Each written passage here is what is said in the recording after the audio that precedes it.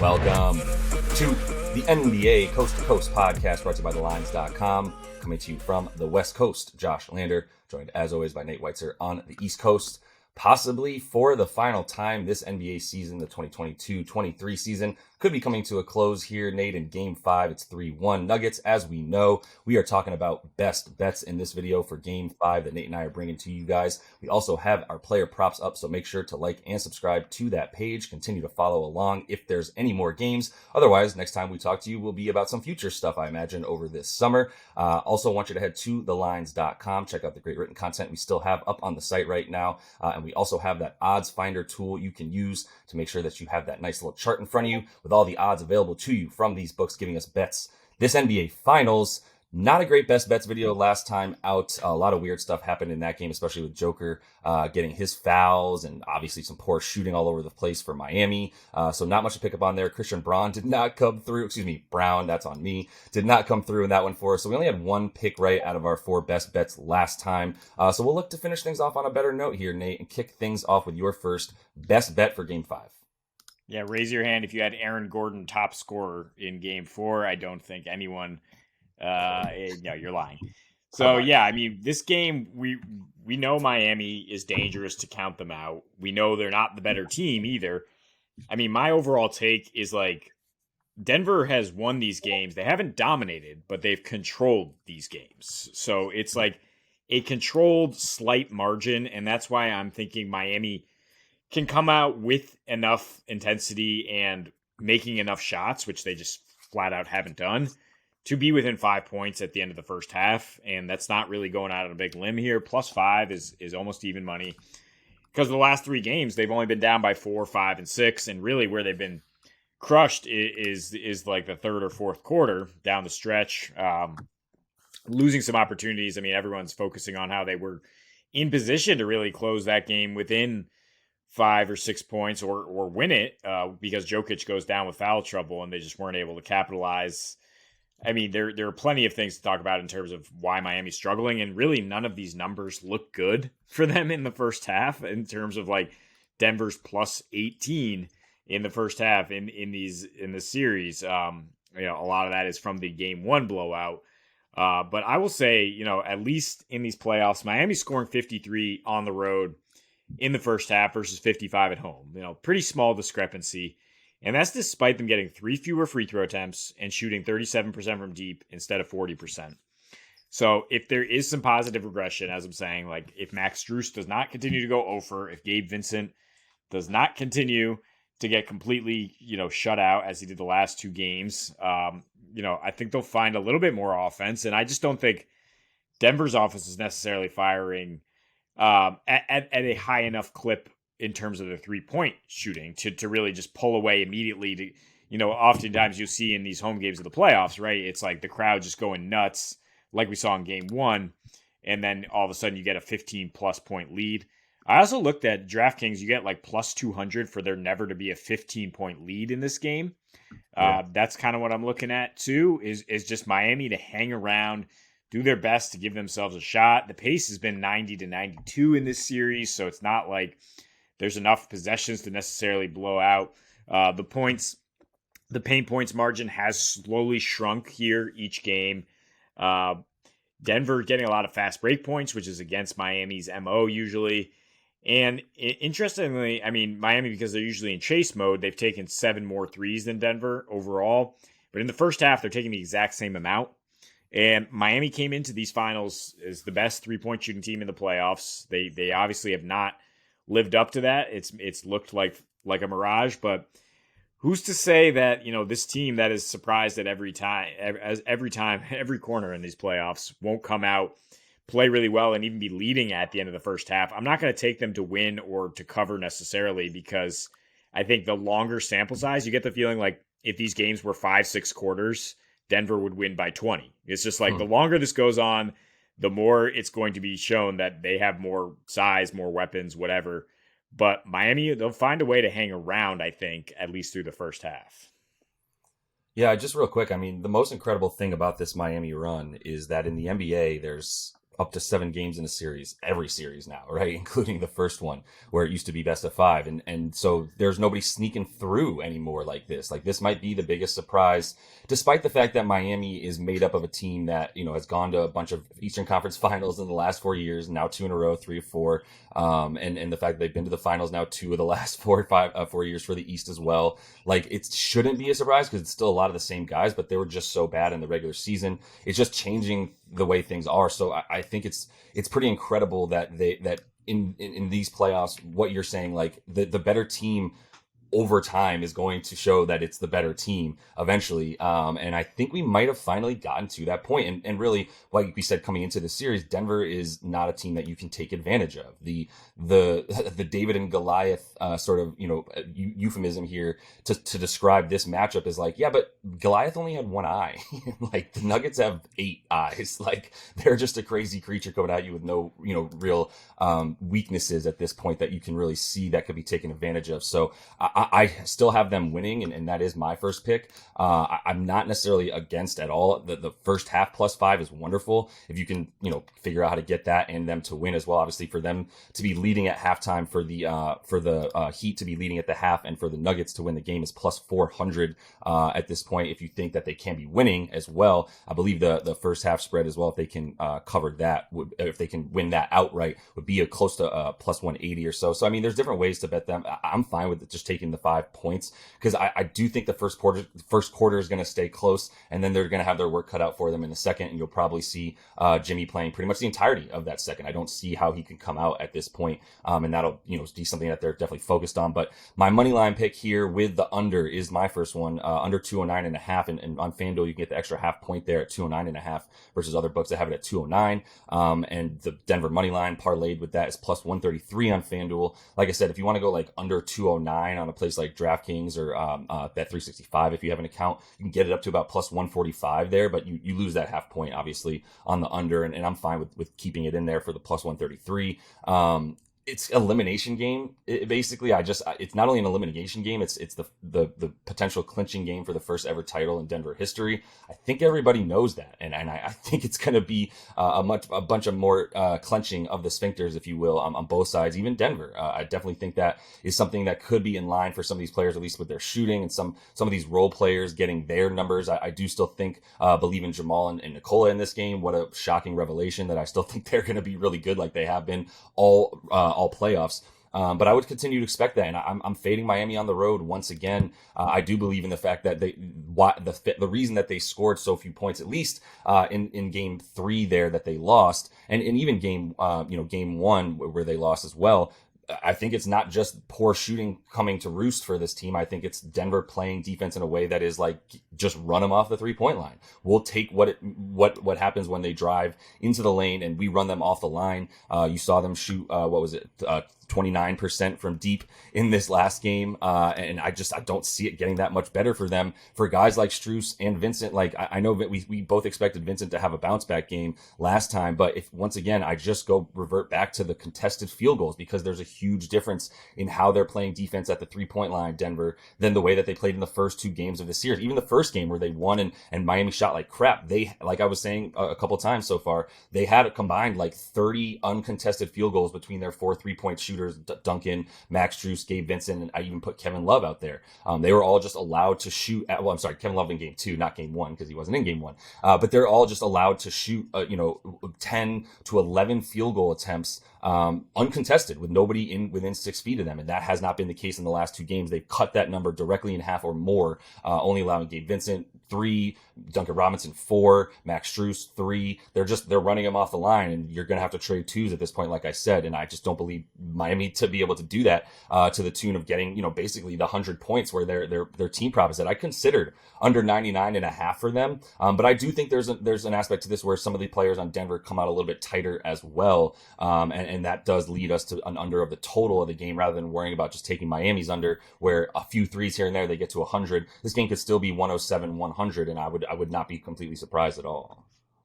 Yeah, they might be tight, or there might be just some human nature letting up a little bit after they played with direct desperation, ferocity, basically, in Miami, both those games, knowing they had to have them if they wanted to have control of the series. Now, I mean, you're back home, you're expected to win. I know they talk about closing out and how difficult that is, and being ready for that. But human nature, yeah, they might let up. And yeah, these games have been, because of the lack of 3-point shooting, they've really been throwback games. They're no longer like the NBA. So a 209 total is not as high. I mean, as low as you might think during the regular season or whatever. But how about a teaser, just for old time's sake here? If you're plus 130, why not go with, I'd actually go with Miami plus 13 and then raise the under 4 points. Because like I said, I don't know if they'll fall behind by more than 15 at any point. I just don't see Miami as the team to like let go of the rope the way you might in this situation. Maybe I've just learned my lesson from them getting deflated and going into Game 7 in Boston and then just completely dominating that game. But yeah, well, I just want to say real quick, yeah. because I did look at it, like the biggest lead has been at least 15 in all of these games. Not to like put a huge damper on it, it's actually been Denver leading by 15 twice, leading by 20 or 21 a couple of different times, and Miami fighting back. But I do agree that Miami comes out stronger than and doesn't allow themselves, even in the second quarter, to get down by that much. The only thing that might scare you is like, is it close to double digits going into the fourth, and does it get out of hand? But once again, with this bet, you're believing in Miami to just never say die, and I think we continue to fight, believe in that. Yeah, and the last two games, what wasn't the margin 13? I think it was 15 in game 3, right? But it was, I mean, that took an absolute historic game. Like 13 for Denver to cover over 13, I think is kind of difficult, even in this spot. Yeah. Miami should keep fighting. So my second pick, I've been dancing around this as a fade, and I'm gonna go for it in terms of Jokic to have under 9.5 assists. It's kind of scary. But you know what? Why don't you just parlay that with Denver to still win and Jokic to go under 9.5 assists? Then you get plus 160, and you might be more interested in the return here. But we looked at him, obviously 4 assists in game 2. And then game 3, we saw, oh, he got 10. Like maybe there was potential for more. No, only 13 potential assists. So that is an extremely small margin for error. And then sure enough, game 4, he goes back down to 4 assists, and there is, only 12 potential assists. And that's pretty much what he's averaging in this series. 13.3 now after, having a big first half of game 1. Basically, since then, Miami has adjusted the way they're guarding him to not let guys back cut and let him get those easy dimes. They're making him make the pass to the pass to the pass. Like he's not even getting the hockey assist, which they track on NBA.com. He has an 11% adjusted assist to pass ratio in these last 2. So that's extremely low. That's lower than on Miami side, Lowry, Butler, even Duncan Robinson and your boy Strus. And on his own team, you have Aaron Gordon, 18%, as Miami's, daring him to be the facilitator, and he's been up to the task. And then Jamal, of course, getting blitzed as 20.5% and 10 dimes in every single game. Because that's just the way they're guarding Jokic. And I don't think that's going to change too much. Miami's defense has not let them down necessarily. They've struggled a little bit guarding the paint, but you're picking your poison with Jokic. And we saw in game 4, they were really willing to live with just his pick and pop game. Just be like, yeah, I guess you can shoot threes, and just like trying to take the ball out of his hands as a playmaker more so, which is, just kind of strange when you're talking about a center, but we just don't want him getting in the lane and breaking us down. So, the assists, while they've obviously been really high throughout the playoffs, he did go under in 4 other home games and way under this total, against Phoenix twice, Minnesota twice, perhaps similar defensive strategies. And just like you're saying, this isn't going to be a high scoring game. Like we got a low total. We have the Heat shooting 37% in game 3, and then committing 14 turnovers. The Heat are shooting under 32% from 3. Jokic is expending a lot of energy protecting the rim, which he's done really well. And it's a big reason why Denver's looking like they're going to win this series here and wrap it up. But it just hasn't been the same kind of pretty flowing basketball, which is what you expect from Miami, right? They're trying to drag it into the mud. They're not trying to give you these pretty passes, and they're disciplined at the back end enough so to not let him dime up everywhere. Yeah, I think it's probably time. I think, even if you look at you look at all 4 of these games in this series, and you look at Joker, the one time he got the 10 assists, he got 14 in game 1. That was an incredible game. And then the 10 assists that he got in game 3 there, you kind of expected he was at 9 assists for like most of the game. Like he wasn't at 10 until the very end. Got one in the very end of the fourth quarter there to get the triple. Well, it was the middle of the fourth quarter. Either way, to get the triple double. The point is like he was hovering around 9. It wasn't like a guarantee that he was getting 10, and it's just seemed that way a lot more in the last 3. I mean, in that first game where he had 14 assists, he shot the ball 12 times. In the last 3, 28, 21, 19 field goal attempts. So just as much as the Heat are definitely getting out on shooters, and they are allowing Jokic to go one-on-one way more often. Like that's all a part of this. That's just, he's taking what they give him. And you still see him looking for assists when he can find them. But I think, take the end of that last game 4 where, he comes back in. I think they're only up 6 at that point, maybe even closer, at 5, whatever, they're at the fourth quarter and he's got 5 fouls. He comes in, he tries to make he has an open 3. He passes it up for an assist. Doesn't get a bucket. Next 2 times down, he's shooting 3s. He's like, what am I doing? Like, I just got to get the ball up and get these points in the basket. There's no time to mess around anymore and worry about getting guys involved. It's more just about winning right now, one more game. And I think that the points would be preferable there for the assists 100%. So if you want to fade him there and get the juice for the negative correlation of him going under with the assist, but then winning the game, you get it up to plus 162. Like you said, it's a good parlay in terms of taking a prop to go with that winning money line for the Nuggets. So I'm going to close things out talking about his boards, though, Mr. Jokic, because I still think there's value there. He got 12 in the last one, and I'm going for 12 right now for him. If you want to get better juice, right, you would get 13, but I'm combining that in a parlay with Bam to get 10 plus boards. So I'm going Bam 10 plus boards, Nikola 12 plus boards, and that's plus 122 on FanDuel, a little bit better than other places. You could throw Aaron Gordon's rebounds in there. I'm probably just going to cheat and talk about it a couple of times, but if you throw him to get 6 boards in there on FanDuel, you can get that up to about plus 180, and I really like that as well. Because I do think the reason that I think both these guys are going to get rebounds is they're the 2 guys that are going to be closest to the basket when they force the Heat to drive, and that's what I'm predicating this on, is them getting out on shooters once again, diving at them and just saying, you're not getting an open 3, so you better either hoist up a really well contested 3, or you're gonna have to come inside the 3-point line. And when that happens, now you've got Nikola coming up and stepping up and being the main guy down low at this point.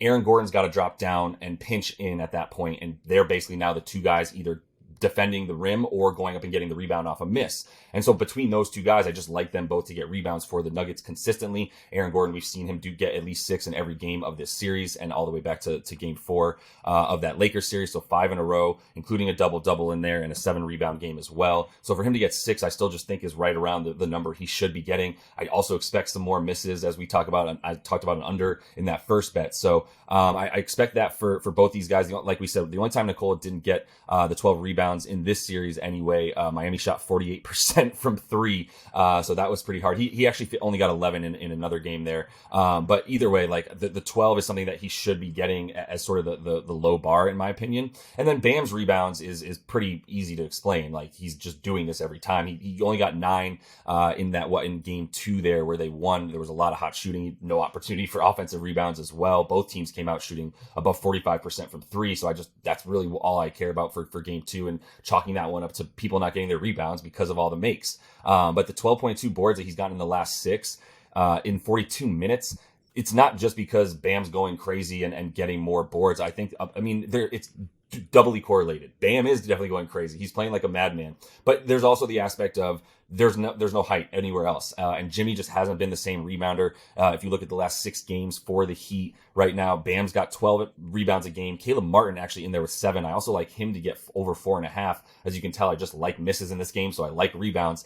Caleb got the over 4.5 last time. You can still get juice for him to get 5, about even money for him to get 5 still right now for Caleb Martin. And then Jimmy's down to 6 boards a game, and Max Strus is down to about 3.5. They're just not getting the offensive boards the way that they used to. A lot of these shooters and guys getting boards for the Heat were getting shots that seemed like those long rebounds. Guys like Max Strus and even Gabe Vincent, Kyle Lowry were in there getting about a offensive rebound and a half a game each in that last series, and back to the Knicks series as well. So they're just not doing that anymore. They're all under a half an offensive rebound a game, and on the defensive rebound side, it's really either Jokic getting the offensive board or Bam getting the defensive board at this point. And a lot of, like I said, Caleb Martin, when he's right, as we keep talking about, he is right now, and he's not sick anymore. power also to get in there. But like I said, just to finish things off too with Aaron Gordon, just to make that clear, like I'm really into him having another big game and getting at least 6 boards in this one. So I'm just I like a little board parlay in this one.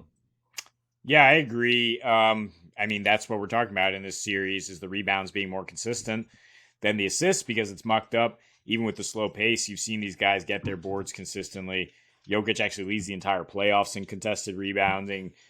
And he still got 12 despite that foul trouble, thanks to the extender, Scott Foster in part. But at the last minute, yeah, I found a couple things at FanDuel for like combo rebound specials and Jokic and Butler to get 20 and Bam and Jokic to get 24 and hit those both at like plus 250, plus 300. And they both came up 1 rebound short. But I would go ahead and do that again if I'm able to get those specials at the same juice. Because, I mean, if you're that close and Jokic maybe doesn't get benched for 5 minutes by the officials, we're probably getting there. Yeah, he helps you out at that point. You can still get him to get like 15 boards at close to 2-1 on your money as well for Joker to get the boards there. So that's all the time we have, though, for you in this Best Bets video. Make sure to like and subscribe and continue to follow along. As much as we have NBA action, we'll be coming back to you guys. Also have our play-up props up here for Game 5. So until we see you next, happy betting.